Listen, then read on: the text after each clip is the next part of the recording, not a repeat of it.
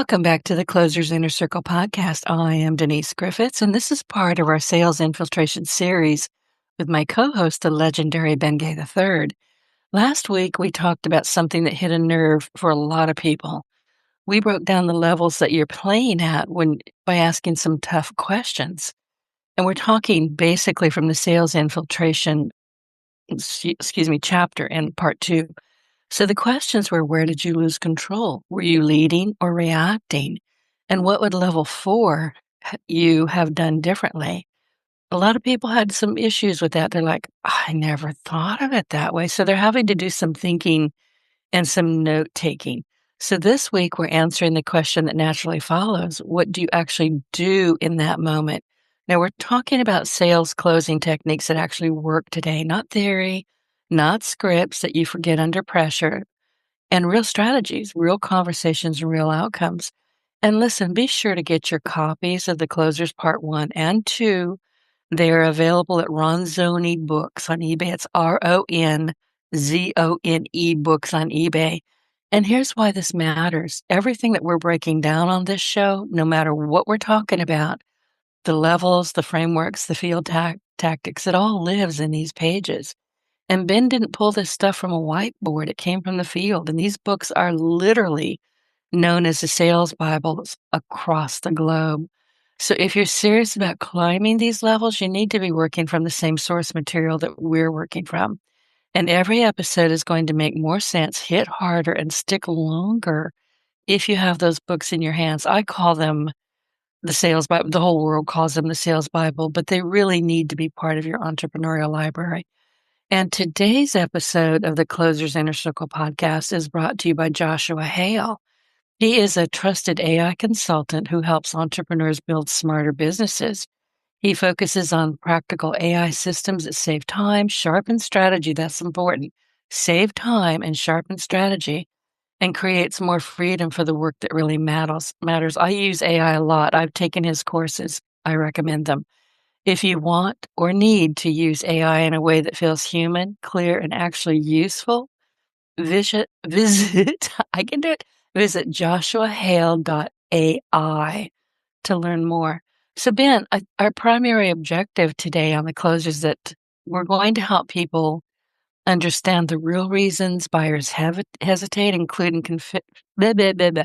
I'm going to try that one more time. The real reasons buyers hesitate, including confusion, fear, and lack of trust, why objections are signals and not rejection, how to respond to common objections without losing control of the conversations. We've talked about this a lot, but it's worth repeating. And the psychology behind effective closing, including silence. I love that one.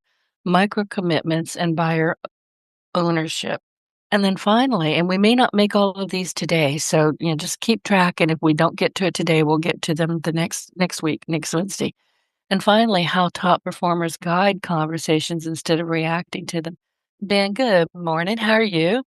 I'm fine. Good morning to you. Pleasure to be with you as always.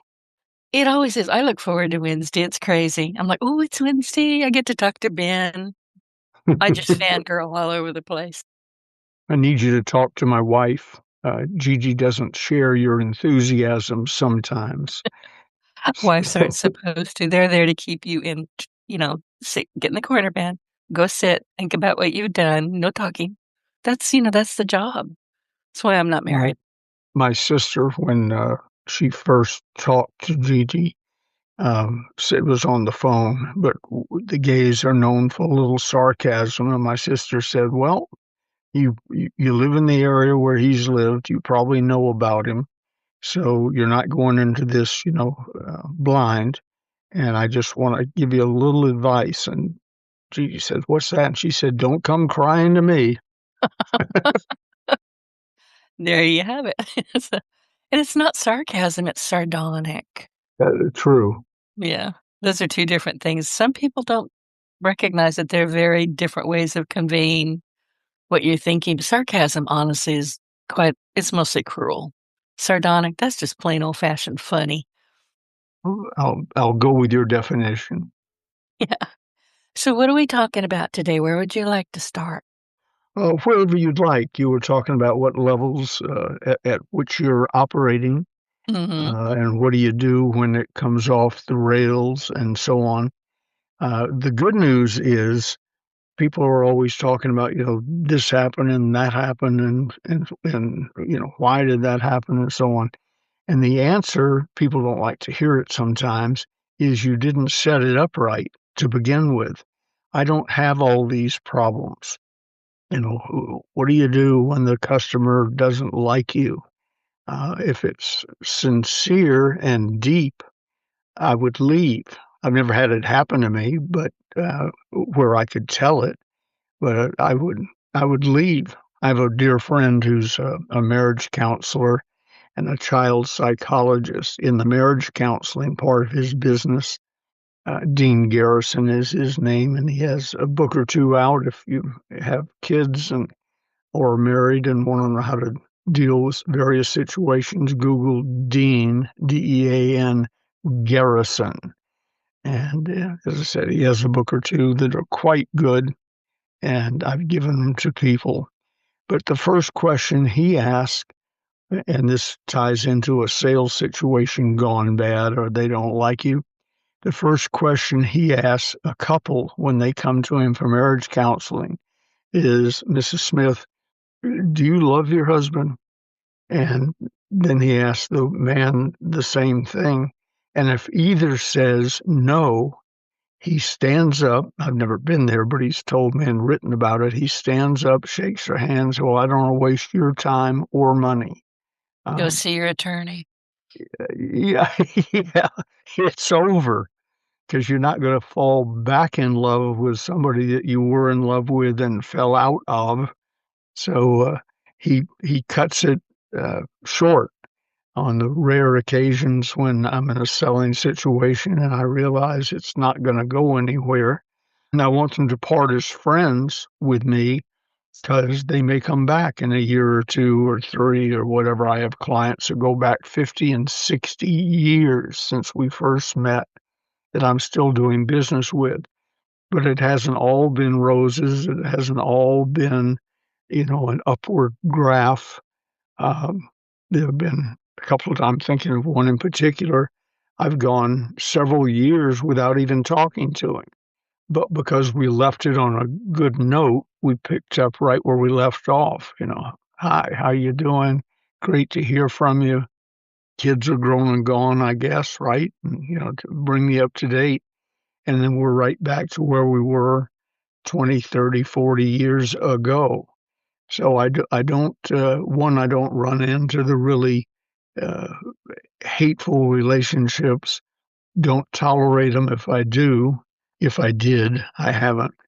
And I guess I'm so used to setting the table properly to begin with that I'm probably not a very good coach on that subject because I don't know how you got in that situation to start with. If you Right. sell, and we've talked about this numerous times, but if you sell a quality product or service that's competitively priced and you spend your days talking to people qualified to buy it and use it and so on, how does that turn into an awkward situation? They may be, they may say, well, it's not the money, which means it is the Is money. the money. Yep, definitely. It's always the money.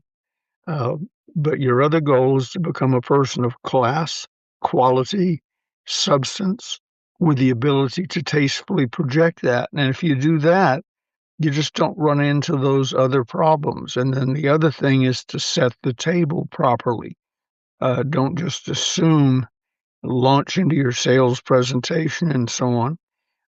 Don't assume that they know why they're there, except to resist you, perhaps. Don't assume that you know their needs. You may be close because they're common needs or whatever, but don't assume that you know things you don't know. Ask questions, set the table, tell them what's going to happen. And that at the end, I always say at the end, I'll ask you to make a decision. Fair enough? And they always say yes. It's hard to say no to fair enough. So, and you say it in a tone, and then if I know anything about them or I'm using typical situations I bring up in advance. Oftentimes when we present this product, this happens, or the prospect says this, and so on. And you get them laughing about the prospect saying whatever so that he or she can't say it. Or if they do say it, will catch themselves and they'll start laughing and say, never mind. And the other thing is to be a friend. Selling is not confrontational. People buy from people they know, like, trust, and with whom they feel safe. And that can be people say, well, yeah, but you've been at this for years and you have friends. I can establish that relationship at the fundamental level in less than a minute with people by the way I treat them, greet them. It's a science. Handshake is a science. Eye contact is a science. The way you're dressed, the way you conduct yourself, the way you walk is all a science, and you need to be aware of it. In the closers part one, the most popular part is the personality or psychological profiles. Flip through that before you start working with somebody, and just there's probably a paragraph on that type of person, that person with that occupation, etc. And it's not 100% accurate for every single person you'll ever meet, but it's close, and they have those tendencies. More importantly, it gets you thinking about that. In other words, if I know you're an accountant, I have that on my mind, and I will alter my presentation slightly to allow for the fact that you're probably more of a numbers factual person and so on. That doesn't With mean no they're, sense of humor. yeah, and it doesn't mean they're all dull people or whatever, you know. No, they just think differently than people like you and me who we laugh at Uh, everything. You know, yeah, we I'm a just laugh at every generalist. single thing. Yeah. I'm a generalist. I operate from 30,000 feet, to use the analogy, and look down, and I don't really care about the specific, absolute nitty-gritty details. I operate on my feeling, my gut, my hunches, and so on, but all backed up with a general knowledge that accountants are different than cowboys, you know, or uh, any other obviously different profession or hobbies or occupations. So I'm aware of that when I'm presenting. Doesn't structure everything I say, but I'm aware of it. And being aware of who you're talking to and what they might be looking for takes, I'm making up numbers, takes 50% of the problems off the table. And it If you're also not makes sure that you're listening better. right, and that you acknowledge what they are, and if there are things you can say about it. A good example, I had a lady that worked for me who was trying to sell her brother on an investment, and it was an investment that would benefit him, of course, and us. It was an investment in a company we were starting, and she talked to him 2 or 3 times and really wasn't getting anywhere. And I said, "What does he do for a living?" I knew because I'd met him. He was a firefighter in San Francisco. And I opened up the book to firemen or fire people, whatever it says in the book, put it in front of her. I said, "Read that and call him back." And she read it and called him back. And I'm not claiming to quote exactly, but the gist of it was, we've been brother and sister for whatever, 40 years or 35 years, whatever it had been at that time. And I know that you're in a dangerous profession. We've never talked about it. So before we talk about business today, tell me what it's like to be a firefighter. And he proceeded to tell her for like 30 minutes all the things he probably wanted to tell her during those years, where she just acted like, well, you live somewhere else and you're a firefighter. Big deal.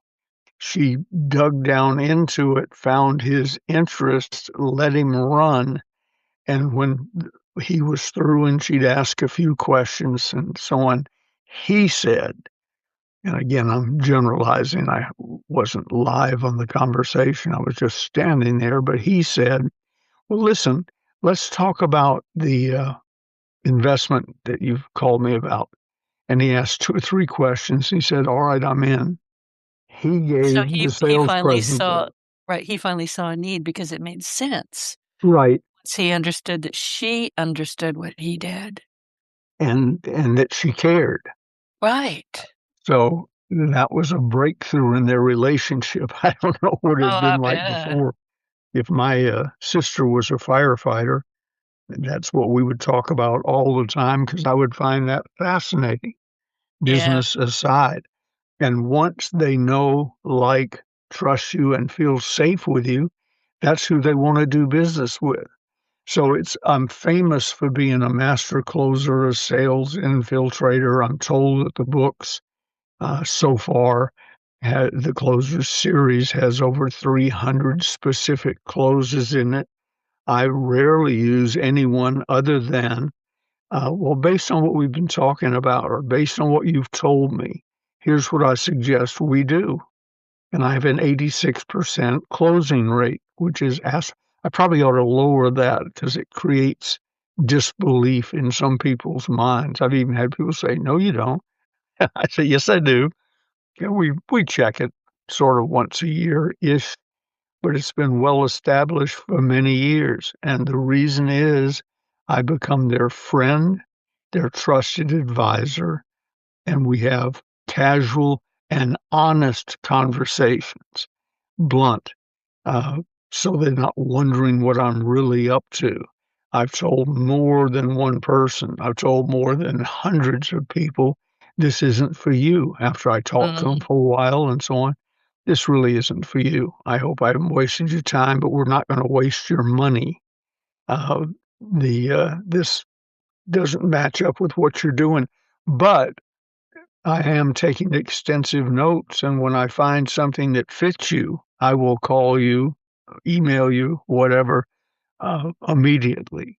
Fair enough? They say, fair enough. I'm set up for the next call, but I'm not going to try and jam something down their throat to keep my closing rate at 86% or fill my wallet with ill gotten gains. There are some people who do not need what you and I or anybody else is selling, maybe never. So you need to be aware of that. And they need to feel that it's a team effort. We have formed a team. The prospect and I have formed a team, and we're looking for a solution to the problem we discovered or created in casual conversation so that the advice can be fitting and uh, appropriate. The other good thing is with that approach, you may not close everybody. You won't close everybody. Trust me, only people who close everybody are checkers in grocery stores, uh, the ultimate order taker. But it will spread the word that you're a trustworthy guy or Right. girl. And Yeah. when that word goes out and the referrals they send you, the referrals come pre-sold.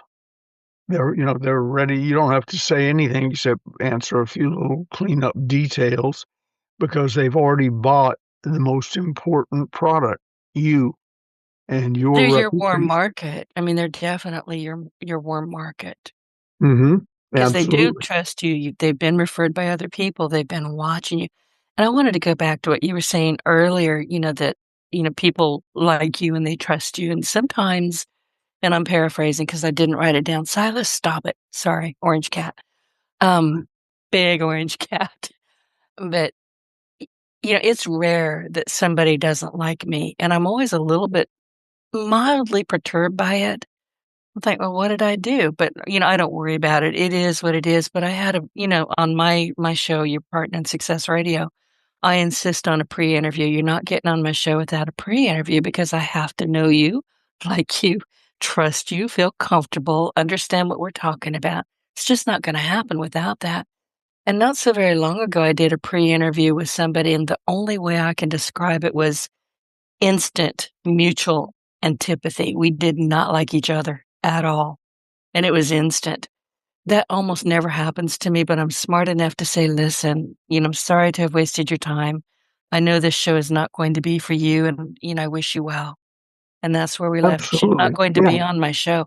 I did not like her. In fact, I actively disliked her until I got over it 15 minutes later. But when that happens, and it can be very rare, but when it happens, pay attention and walk off. absolutely.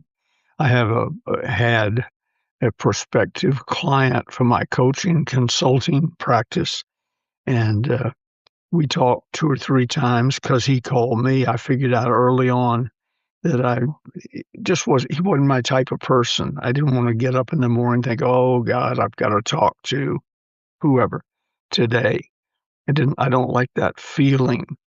And so anyway, after 2 or 3 attempts, he said, I see you marketing your coaching business. You're always looking, you say, for quality clients that are fun to work with. I said, true. He said, so how come you keep giving me the brush off? How come you won't let me be a client? And finally, I used the thing that shut down the conversation. I said, I don't like you. I've done that. You have Yeah, sometimes that's what it takes.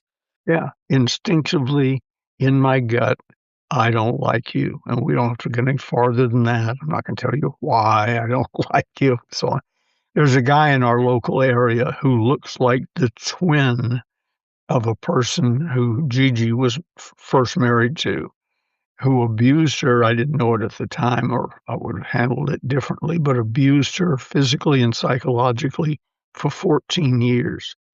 This guy looks like that abusive husband. The abusive husband is dead now. My prayers were answered.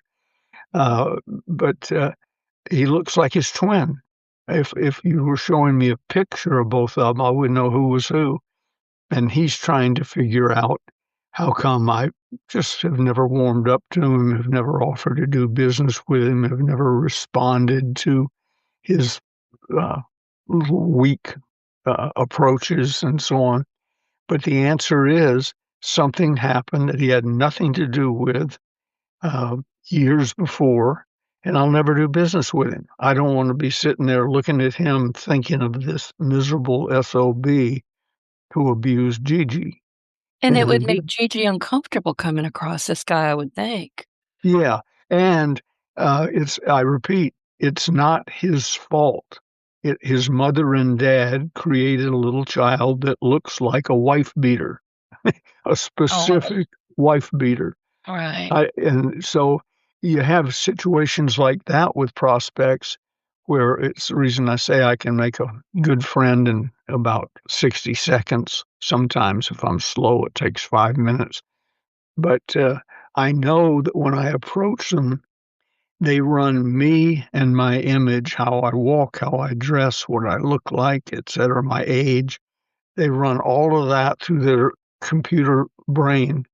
And, this was a good experience. This was a good experience. This was a bad experience. I don't like people who dress like that. I don't like people who whatever. And so a lot of it you either have to overcome or accept because you're doing it to them also. Oh, yeah. People say, Yep. oh, I don't judge. The heck you don't. Yeah, well, that's like don't buy a book by its cover. All The right. cover of a book is terribly important because that's initially why people buy books, uh, because of the cover and the copy on the cover. I mean, the whole thing. We have fiddled with different versions of the closers over the years, and finally we hit on one that had almost become a trademark. They'll call it the Blue Book because Right. everyone in the series is royal blue. The Blue Books, uh, or the book with that red seal on it. That's the approval of the National Association of Professional Salespeople. It's on every book, upper left-hand corner. So, so we go out of our way to make it, uh, based on testing, acceptable. If I could show you the first copy of the closers, what we now call Part One, that I received in the mail before I got the rights to it and rewrote it, you go, oh, I wouldn't have bought that. I wouldn't have bought it if I'd seen a picture of it. I saw a little want ad that made me think maybe they had a book. I wasn't sure. The ad was so poorly written, so small in the Wall Street Journal. They only sold one book, me. And then we cleaned it up, the copy inside. Then we cleaned up the cover. It's now probably on the fourth or fifth generation of testing various covers. And they sold one book grand total to me. I then sold 10.5 million once I got it right when we quit counting 30 years ago. I don't have any idea how many we've sold since then. A But fair bit, I think. a That's what we huge call it in part the of it South, a fair bit. a huge part of it is what it looks like. People do True. judge books by their cover. They judge people by their cover. They sort of put you in a category of this person or that person or what have you. One of the best compliments I ever got, somebody walked into our offices when we were down in Marin County, California, and they encountered Martha Conley, my chief of staff, gatekeeper, and boss of all things. And it was somebody who was familiar with her in the office and all. They weren't strangers, but they looked at my office and I wasn't there and said to Marty, "Oh, where's Ben?" And she says, "I don't know. He's in here somewhere. Follow the laughter."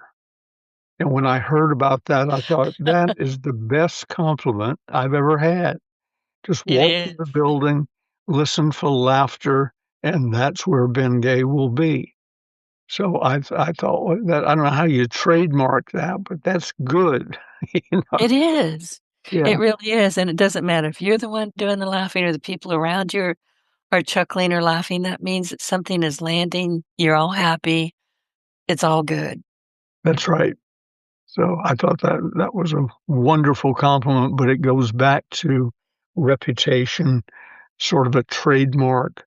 Uh, Other people like, I mean, there's all sorts of, I can tell one of my human behavioral psychologist friends that story, and they go, well, here's the 20 reasons that worked. And they would break it down, till you fell asleep listening to their explanation. But there are reasons. Those are the little things. So closing, as I said earlier, I'm told there's over 300 specific closes in the books. I'm not sure they counted every book, but that would be in the first series, closers parts 1, 2, 3, etc.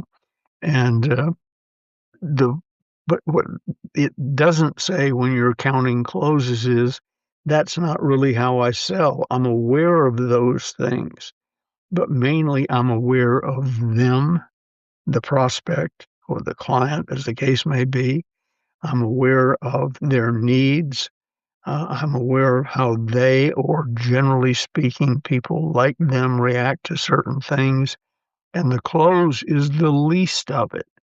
Most of the selling, I've told you the story before, but I was doing some work in the cemetery business, for lack of a better word, pre-need. Buy your plot or your columbarium now.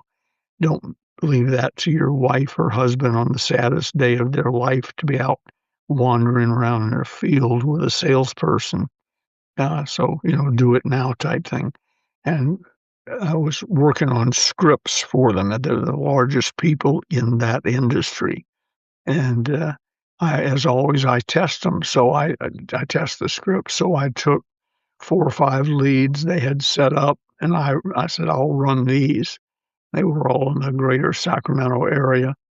And as I was going out the door, the sales manager said, Ben, would you mind letting this salesperson, uh, whoever he was, ride along with you and just listen? I said, sure, as long as he just listens. Tell him if he opens his mouth while I'm working, he'll have to find his own way home. And unless he's asked by me or the prospect a specific question that he or she can answer yes or no. Beyond that, I don't need your help. Thank you very much. So we had 5 leads that day. I sold 4 of them outright, and the 5th one, as best I recall, needed to check financing or something, but they came in within a day or two, 5 out of 5. We're heading back to the office, and the guy says, "Mr. Gay, I appreciate riding along with you, but I would have learned so much more if all those people hadn't been lay down sales." Uh-huh. I said, And I can "Well, understand that. It's like, why am I even here? They were ready, they were willing, they had their checkbooks. That's not sales. That's just, you know, writing it up. right, order taking." And people don't spend several thousands of dollars on a plot that they hope they'll never use without seeing the benefits to them. But he was right in that they were lay down sales after the first 60, 120 seconds. I said, "Son," I forget what his name was, but I said, "Son, those lay down sales you're referring to were sold while you were still scratching your rear end looking for a place to put down your briefcase. Mhm. The selling was done up front and at high speed. Everything else was just paperwork and chit chat." And so, "Well, what part should I have watched?" I said, "Well, you're not going with me again, but here's a few things you might want to keep in mind." And it was establishing uh, trust, establishing that thing of people buy from people they know, like, trust, and with whom they feel safe. And all of that can be accomplished in seconds if you know what you're doing. And And then, they stay with you. They really do. And they yep, may not need another casket for, 50 years, but they're always going to remember you. And I'm gonna give you an example. I had a conversation a week or so ago with a client that I had built her website 5 or 6 years ago. It's still working just fine, and, we were talking, and she thought she needed a new website. There's nothing wrong with her website. It could stand a few updates, a few tweaks, but there's nothing wrong with it. I was not going to try to get her to have me build her something she really didn't need, but and this is the important part, and this is what you've been talking about, where you say, "Based on what you've told me, here's what I suggest we do." We got in a long conversation because we hadn't chatted in a while. We just, immediately reconnected, and I'm looking at the website saying, "Lori, I don't think you need a new website." But then we got to talking about the same exact word for word issues that she was having with her office staff and with her clients who are farmers. She does a lot in the farming community. Nothing had changed, and I pulled up my old notes. I said, "Lori, do you know that these are the same things that we talked about 5 or 6 years ago?" She said, "I know." And I said, "Give me some time to think about this, and I'm going to call you tomorrow." And I did. And I said, "Lori, exactly what you just said. Based on what you've told me, here's what I suggest we do. You need an in-house app. You need one that handles the objections that your clients have. You need one that, keeps your staff from coming to you and saying, 'I don't know how to do this.' They do know how to do it. They're lazy, they won't do it." And she feels like they have one person in particular that has to pick up the phone and call the clients and say, "You need to come in," or "You need to g," you don't need to do that. An app can handle that for you. You can free up that $5 to $15 an hour work by having an in-house app. And she said, "Oh my God." So we're not rebuilding a website, we're creating an app for her. And that makes sense to me and to her. and much of it is what you told her before. Yeah. Things have changed, technology has changed in 4 or 5 years. You have fresh things to tell her, but it's one of the frustrating things. As I'm saying this, I have 2 people in mind. One is a coaching client that I work with, or even partners in a business. Everything I tell him, he does or tries, tests, whatever, everything. And we have that type of good working relationship, and I'll even tell him, "Try this or test this. I'm not guaranteeing it'll work, but it's worth checking out." And so with that knowledge, he goes forward a little more tentatively than if I said, "This will absolutely work, fix it now." But that's him. And then I have a client who's a nice guy, but when I flip through his notes before a call, I look back and I've been telling him to do the same thing for ever since we've been together, 5, 6, 7 years. And what I will tell him the next time I talk will bear a remarkable resemblance to what I told him the first time we talked. And he's happy. He tells people I'm his coach, and he does some things, but basically, uh, the reason he doesn't do things now is the reason he wasn't doing things years ago. It's procrastination, hesitation, fear, and I've covered all those things with him. It's an open secret between us, but it's frustrating to work with him because as I'm telling him, I'm thinking, this is the 10th time I've told him this. He doesn't argue or put up resistance. He takes notes and says, oh, great.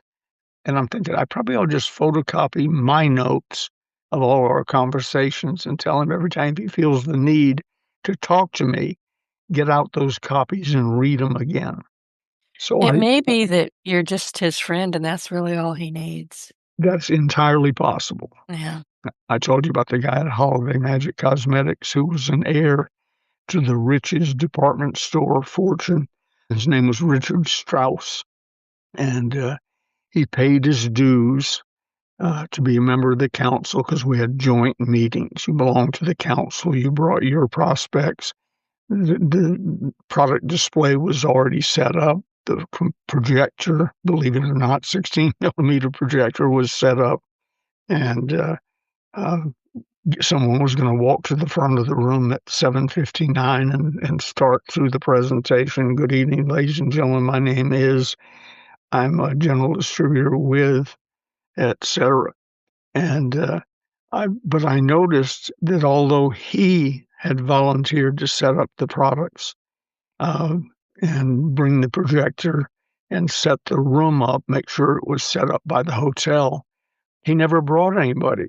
He never made a dime. He just paid back then his $50 a month dues. That'd be $500 now easily. And one day I said, Richard, and I didn't know in detail his financial situation, but he was from the Riches family.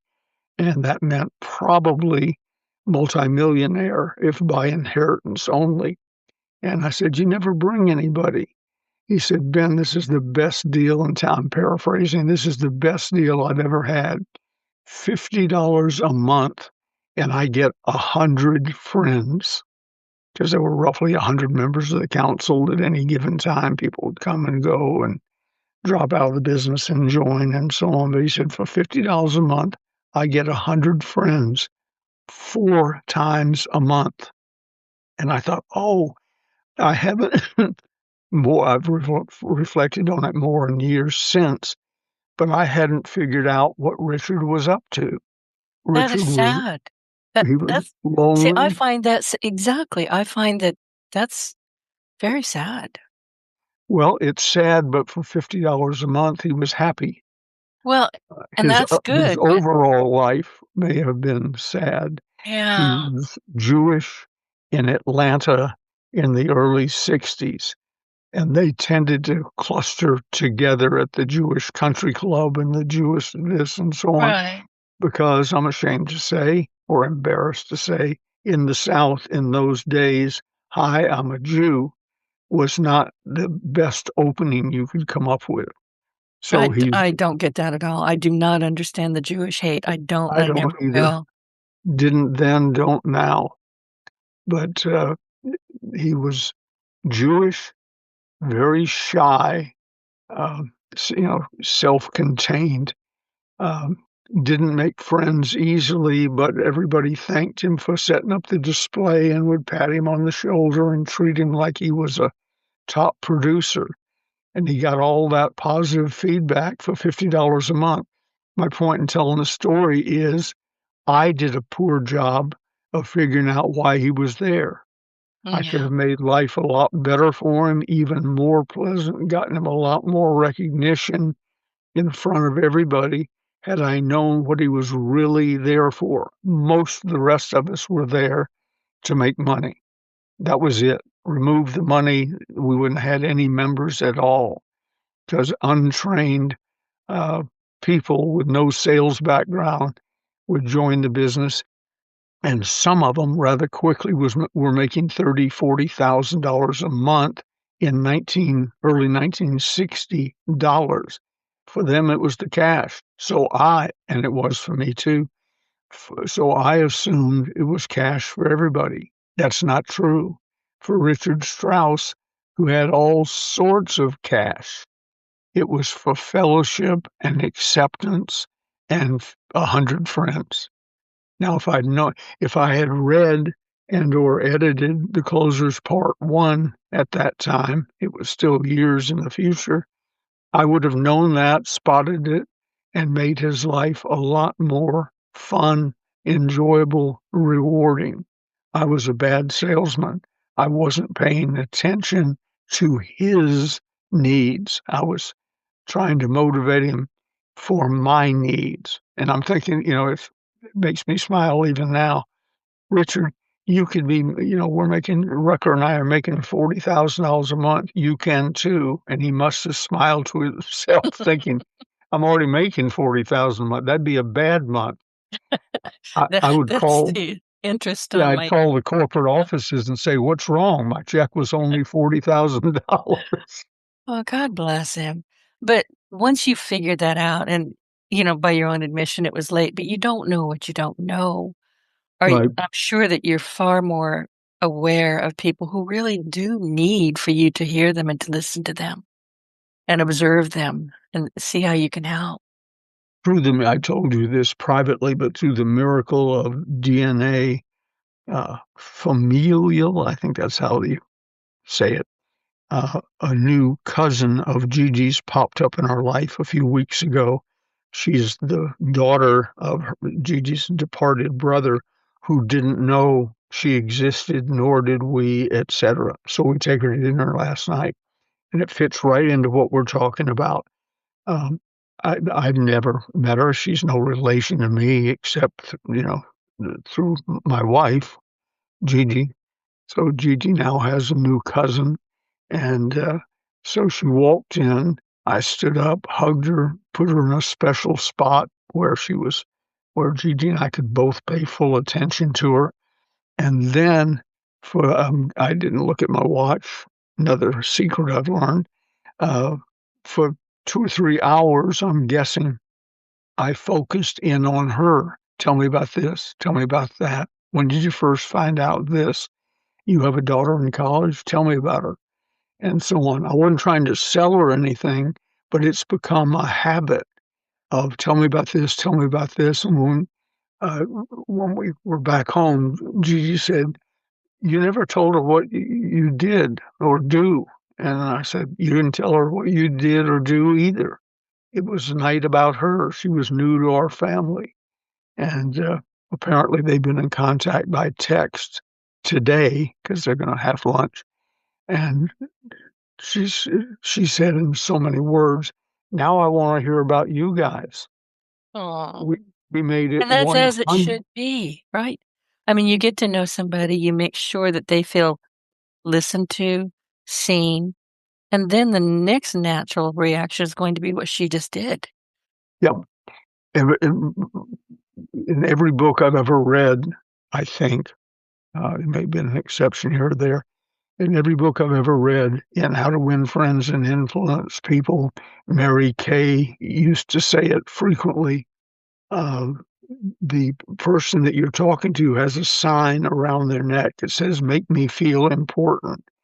In every book I've ever read about great people, somewhere in there you'll find a phrase similar to, when I was with him or her, I felt as if I were the only person in the world, or I felt I was the most important person in the world. Now, that's not close number 123, but it makes you not have to use close number 123. Whatever it is, it puts them at the head of the table, makes them feel important, gives them, if nothing else, an enjoyable evening or day or whatever. And if we were going to conduct business with this lady, we're not. She owns a big company with the port, and among the services they offer are those portable toilets you see at construction sites and so on.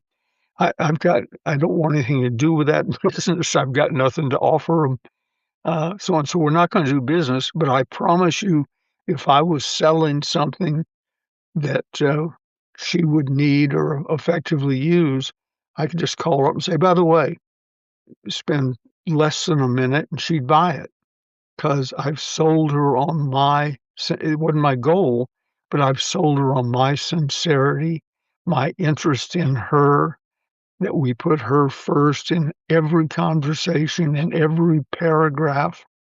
And as someone wisely wrote, the sweetest sound in the world to a person is It's their their own own name. name, right, That's right. right. And her name Although is my cats Amanda. they don't want me, "Silas, quit licking your brother's butt." They don't wanna hear that, but they Yep. do hear their names a lot. Her name is Amanda, and I must have said Oh, Amanda 100 times last night. pretty name. Uh, and with that in mind, the sweetest sound that anyone ever hears is the sound of their own name. And I, except for my parents, where they were yelling it, Benjamin. Uh, But other When than you get the that, middle name I when you love get the middle somebody. name, my mom would say, "Denise." Well, she didn't know my name half the time. Denise, Diane, Debbie. She could not tell us apart when she would get hysterical, and to this day, I still I answer Denise, Diane, Debbie. Damn it, you know who you are. So I answered to Denise, Diane, Debbie, and damn it. So there you have it. Well, it's uh, speaking of Gigi, she just put a note under my nose. It says I'm leaving, so she's going It's to. been nice. What? It's been nice. She says it's been nice. Hi, Uh, Gigi. Have uh, fun. Apparently, she's really leaving. I But want to hear about it when it's all done. Gigi, you have to call me. okay. Anyway, it was not meant to be a sales training. It was meeting Gigi's new cousin. But if I'd filmed it, it would make a great sales training session. Even though I wasn't trying to sell anything, I hit all the bases because now it's become habit. It Well, is part right. part of me, and that's an It's important part about sales infiltration. That's It's how not you show something up. You didn't yeah, create it out of thin air. That's how you actually show up. you don't read it and then go lay it on somebody. You become it. But that makes sense. I wanted to go back just a little bit because we got to, the real reasons buyers hesitate. But the second one on my list, and we'll cover these again in the next week or two. Why objections are signals, they're not rejections. So how are we looking for signals? Well, if you've set the table where you're having a conversation, not an assault, the salesperson is not assaulting the customer with information they may or may not need. If Right. you Don't set grab the somebody's table, sleeve. Just don't touch. yeah, you just turn it conversational.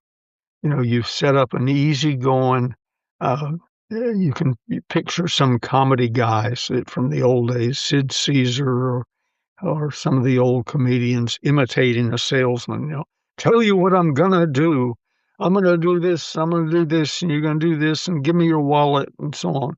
That's fine if that was the only thing you knew back then. And I used to do some of that myself when I didn't know any better.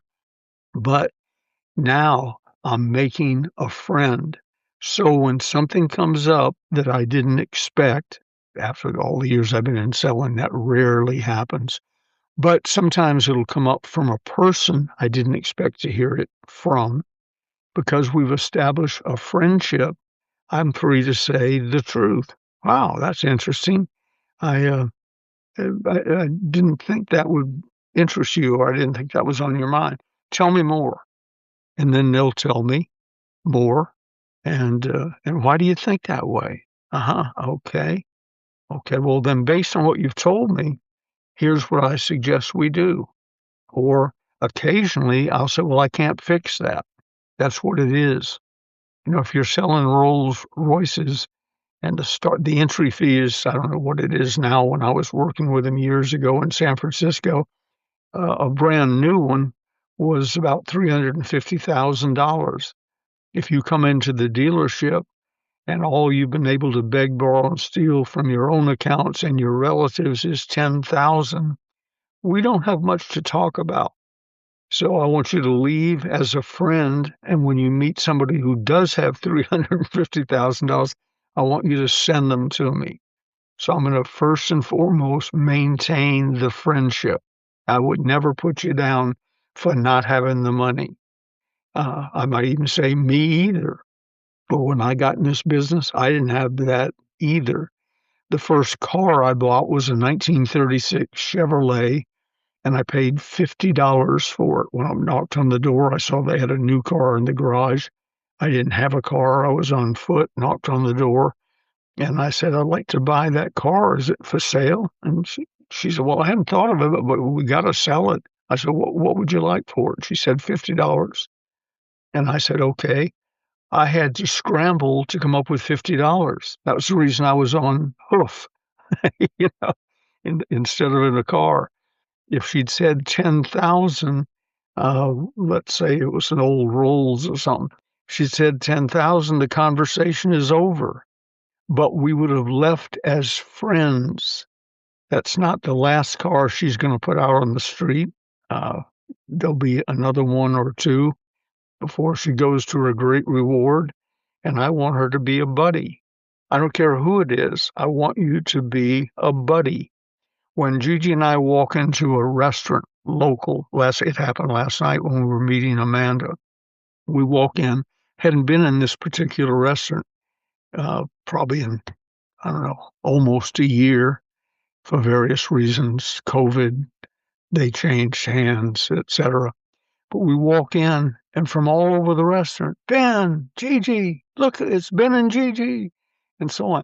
That's because we have spent time being friends with people. And then there was a sweet little older lady. She might have been my age, but she was not handling it well. Older lady sitting by herself, glancing at a phone she had hidden under the table and sipping on a drink through a straw, a mixed drink. And I said to Gigi, she must have somebody who's going to join her. Well, it went on. No one was going to join her. And so on. So when the waitress started over to her table, the server, I'm having to learn new language. When the server started over to her table, I said, ma'am, excuse me. And she turned. I said, gave her the signal, come here. She came over. I said, let me have her check. She said, well, that's sweet of you. I said, fine. Thank you very much. So she walks past the table, and the lady looks up expectantly, and the server said to her, it's been taken care of. And she said, by who? She said, I don't know if I'm supposed to tell you, but it's been taken care of. So now the lady's looking around the restaurant at the 10 or 12 suspects that were within eyesight of her. And finally, it became obvious that it was more of a bother to her not to know than the joy of giving. So Gigi got up and went over and said that was a gift from us. My husband just found you intriguing and, blah, blah, blah. And the lady said, thank you very much. She said, I've seen you two before. I come in here, and she had a very heavy English accent. She said, I come in here every evening and have one drink. And that was really special to me. Thank you. Listen to this, Denise. I will never forget you. Now, Oh, I don't know what a drink costs. I didn't see that tab. It was all put together, but $8, $10, whatever a mixed drink is nowadays. I drink beer and wine. Uh, and so let's call it $10. For $10 to a stranger, I now have a lady who will, quote, never forget you. Forget you me, saw her. You saw her, and that's right? really what she appreciated. And it was we were still waiting for Amanda, so I didn't have, I couldn't say, come join us. And now I got to meet two people with different interests, but just paying attention to her. Now, there's nothing she has I want. Uh, I don't think there's anything we sell that she would need. But I got a friend now that if I said, I want you to do this, and it was anywhere near rational, she'd do it Right. because we paid attention. We made her feel like she was the most important person in the world at that moment in that restaurant. in Placerville, California. And I promise you, she will never forget it. She didn't say it, but if she comes there every night and has a drink, there were many She's lonely. opportunities. And she's Yes, lonely. there were many opportunities for lots of people to buy her a drink, and few, if any, have. But Wow. now we're at the top of the pile. And I didn't do it for that reason. I did it to make her feel better. Because if you do that with everybody you meet, prospects, clients, existing customers, and so on, they will lock you into their brain, and it would take a really good story to get them to go somewhere else. And with that, I look at my clock and we're just about out of time. We are. And what I would like to leave our audience with is review your last 3 deals and pick a response. Was it something that, you know, you had to identify the objection they heard?